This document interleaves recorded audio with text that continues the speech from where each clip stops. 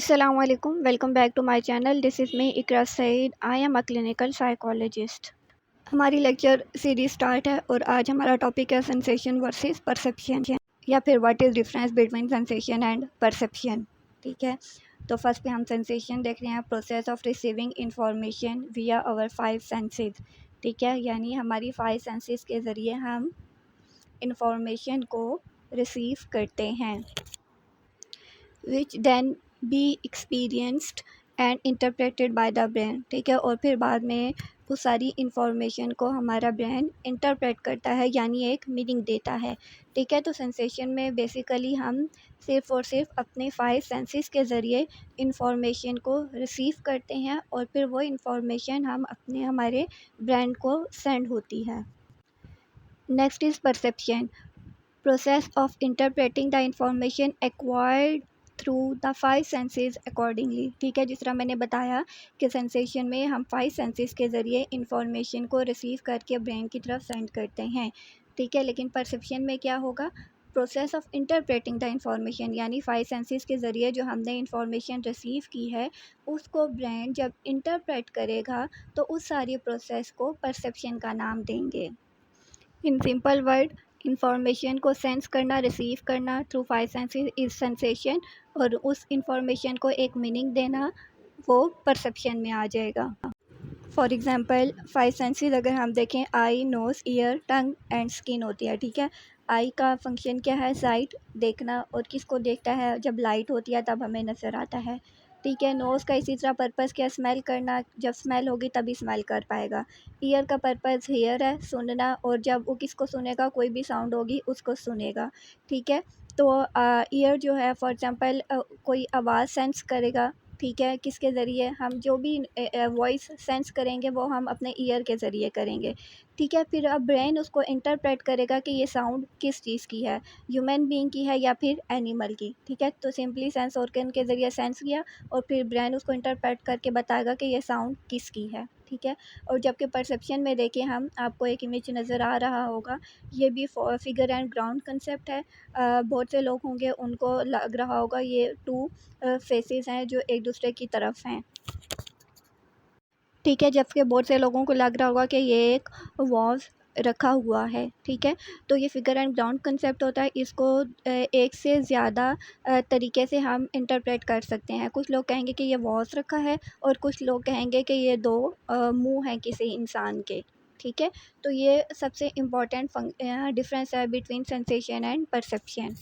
इसी तरह और भी इमेजेस होते हैं जिसमें हमें कभी यंग लेडी नज़र आ रही होती है और कभी old women. Next point is sensation में अगर स्टिमुलस की बात करें, source is the stimulus obtain from sensory organs. ठीक है, तो स्टिमुलस वो होगा जो हम सेंसरी ऑर्गन से रिसीव करेंगे, वो स्टिमुलस होगा यानी सोर्स होगा। ठीक है, फॉर एग्ज़ाम्पल अगर आई की बात करें तो आई के लिए स्टिमुलस क्या है, लाइट है।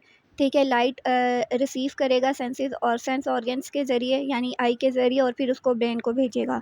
इसी तरह ईयर की बात करें तो ईयर में जो स्टिमुलस है वो हमारे पास साउंड होगा, और साउंड को हम ईयर के ज़रिए रिसीव करेंगे और फिर ब्रेन उसको इंटरप्रेट करेगा। ठीक है, तो इस तरह सेंसेशन में स्टिमुलस जो है वो सोर्स जो है वो स्टिमुलस होगा।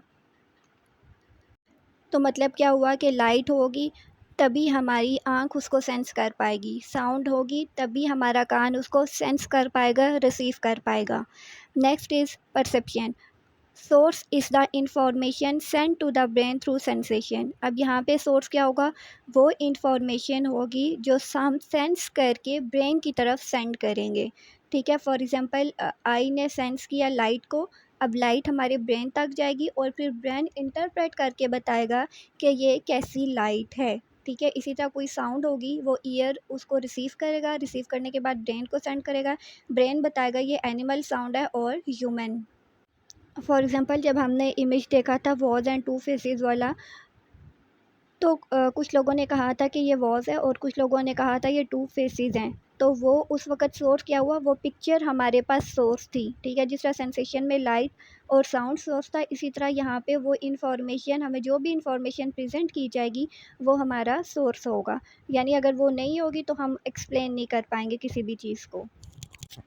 अब सेंसेशन का रिज़ल्ट क्या होता है? Sensation results in perception. Perception कैसे?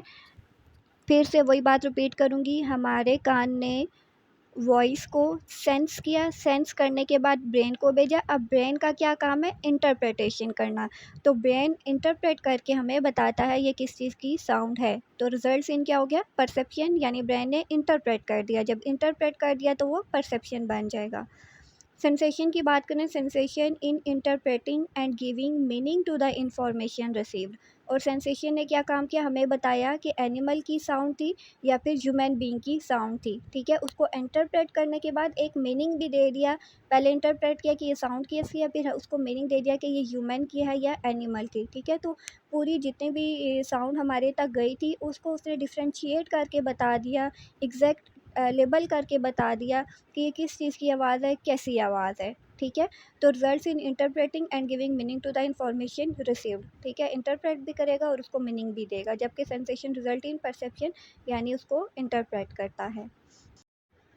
Sensation a general biological process. ठीक है, एमसीक्यूज़ में आ सकता है। ठीक है, तो पता होना चाहिए सेंसेशन बायोलॉजिकल प्रोसेस है। सिंपली अगर हमें सुनाई नहीं दे रहा होता या सुनने में कोई इशू आ रहा होता है तो हम जो कान का डॉक्टर होता है उसके पास जाते हैं। ठीक है, इसी तरह अगर हमारी नज़र कमज़ोर हो रही हो, दूर की चीज़ें नज़र ना आ रही हो या नज़दीकी ना आ रही हो, तो फिर हम उसके लिए आई स्पेशलिस्ट के पास जाते हैं, ना कि साइकोलॉजिस्ट या साइकाइट्रिस्ट के पास जाते हैं। ठीक है, तो इसका मतलब क्या हुआ कि ये एक बायोलॉजिकल प्रोसेस है। परसेप्शन देखते हैं, perception has more psychological significance. ठीक है, साइकोलॉजिकल या फिर कॉग्निटिव भी कहते हैं इसको। एमसीक्यूज इजीली आ सकता है। Since the person past experiences and ideologies affect directly. इसमें पर्सन का पास्ट एक्सपीरियंस और आइडियोलॉजीज जो हैं वो डायरेक्टली इफ़ेक्ट हो रही होती हैं।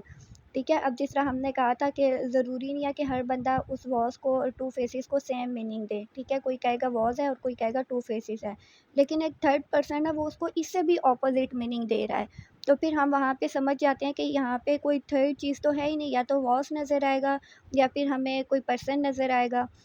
तो यहाँ पे फिर हम अंडरस्टैंड करते हैं कि पर्सन को कोई ना कोई साइकोलॉजिकल इश्यू चल रहा है जिसकी वजह से वो चीज़ों को सही से इंटरप्रेट नहीं कर पा रहा। ठीक है, तो ये बायोलॉजिकल प्रोसेस होगा, ये कॉग्निटिव प्रोसेस हो जाएगा परसेप्शन वाला। और इसमें बंदे की जो मेंटल हेल्थ है वो थोड़ी बहुत डिस्टर्ब हो जाएगी और पर्सन जो है वो चीज़ों को सही से इंटरप्रेट नहीं कर पाएगा। तो फिर उसके लिए जो है उसको साइकोलॉजिस्ट या फिर साइकाइट्रिस्ट से कंसल्ट करना पड़ेगा, क्योंकि साइकोलॉजिस्ट और साइकाइट्रिस्ट आपकी मेंटल हेल्थ के बारे में बात करते हैं, आपकी कॉग्निशंस पे काम करते हैं। Next point is sensation it is based on external stimuli conditions.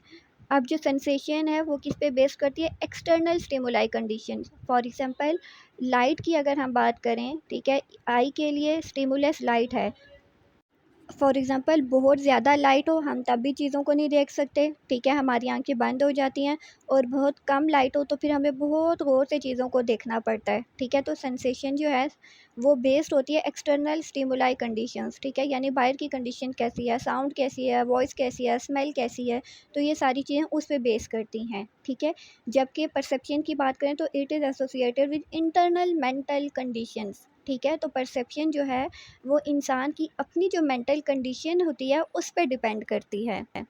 For example dog and human being की वॉइस जो है वो एक्सटर्नल कंडीशन पे डिपेंड करेगी। ठीक है, हमें पता है कि ये एक्सटर्नल कंडीशन है, जबकि अगर हम खुद चीज़ों को इंटरप्रेट नहीं कर पा रहे हैं, जिस तरह वॉज और टू फेसेस वाली हमने बात की थी, उसको कुछ और ही हम उसको नाम दे रहे हैं, कुछ और ही कंडीशन उसकी बता रहे हैं, तो इसका मतलब है इंटरनली कोई इश्यू चल रहा है जिसकी वजह से हम उसको सही से इंटरप्रेट नहीं कर पा रहे, या फिर हमें जो चीज़ है वो नहीं नज़र आ रही, उसकी बजाय हमें कुछ और ही नज़र आ रहा है।